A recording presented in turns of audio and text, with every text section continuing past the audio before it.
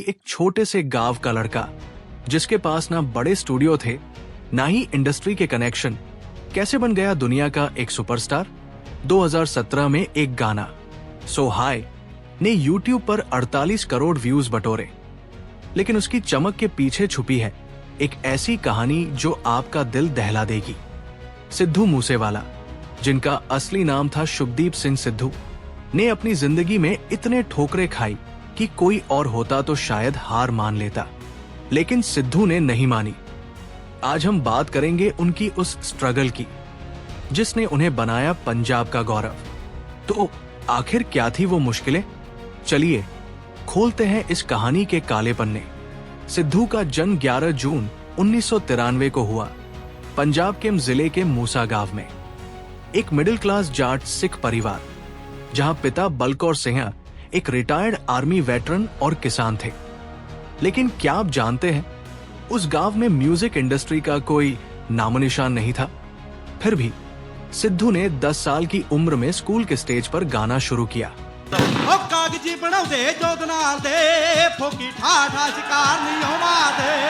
छठी class में टुपैक शकूर को सुनकर उनका दिल म्यूजिक की ओर खिंचा। लेकिन पंजाब के उस दौर में जहां 90% परिवार चाहते थे कि उनका बच्चा इंजीनियर बने, म्यूजिक चुनना मतलब आग से खेलना था। सिद्धू ने लुधियाना के गुरु नानक देव इंजीनियरिंग कॉलेज में इलेक्ट्रिकल इंजीनियरिंग में दाखिला लिया। लेकिन दिन में लेक्चर और रात में गाने लिखना, ये उनकी जिंदगी थी। क्या आप यकीन करेंगे कि 2015 में जब सिद्धू एक गीतकार से मिलने भारी बारिश में बस स्टॉप तक गए तो उन्हें बेइज्जत करके भगा दिया गया। उस पल ने सिद्धू को तोड़ दिया था, लेकिन उन्होंने ठान लिया कि वो खुद गीत लिखेंगे।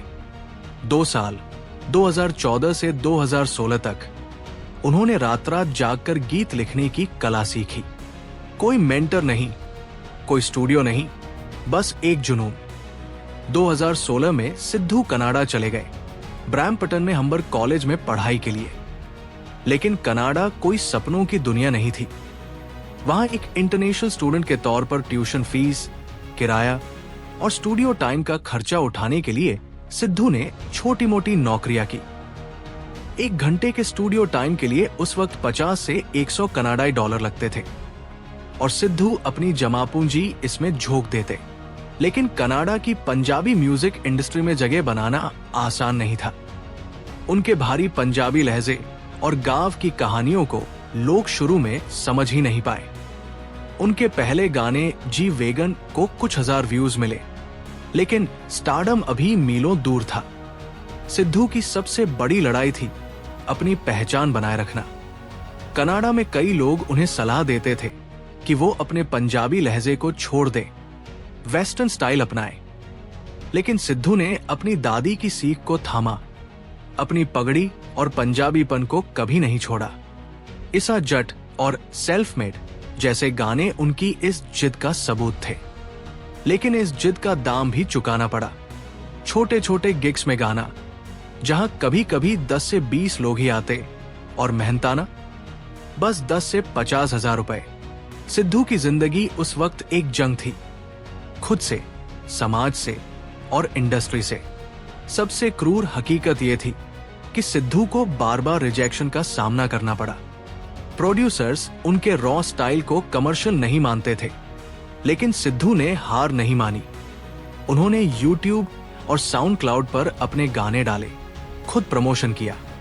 2017 में सो हाई रिलीज हुआ और ये गाना रातों रात वायरल हो गया। लेकिन उस एक गाने के पीछे थे 3 साल की मेहनत, असफलताएं और वो रातें जब सिद्धू ने अकेले में अपने सपनों के लिए आंसू बहाए। तो दोस्तों, सिद्धू मूसेवाला की कहानी सिर्फ म्यूजिक की नहीं, बल्कि हिम्मत की है। एक गांव का लड़का जिसने ना संसाधनों की कमी को रोड़ा बनने दिया, ना रिजेक्शंस को। उनकी स्ट्रगल हमें सिखाती है कि सपने बड़े हों तो रास्ते कितने भी कठिन क्यों न हो, जीत उसी की होती है जो रुकता नहीं। क्या आप भी ऐसी स्ट्रगल से गुजर रहे हैं? कमेंट में बताएं और इस वीडियो को शेयर करें ताकि सिद्धू की कहानी और लोगों तक पहुंचे।